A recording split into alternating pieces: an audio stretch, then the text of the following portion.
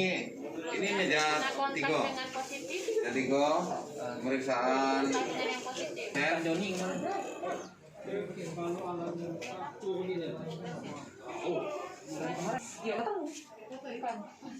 tutup pintunya tutup hari ini kita melaksanakan vaksinasi terhadap personel Polres Morenim sebanyak 65 orang.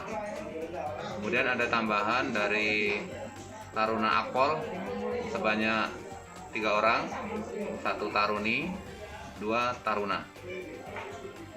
Kemudian untuk siswa Sepolwan ada 1 orang, juga siswa Seba sebanyak 14 orang yang kebetulan melaksanakan PJJ di Morenim.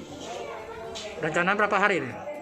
Untuk pelaksanaan vaksinasi akan kita laksanakan selama 7 hari, mengingat sesuai dengan dinamika tugas personel Polres yang tidak bisa dilaksanakan secara bersamaan. Harapan kita apa dengan adanya vaksin ini?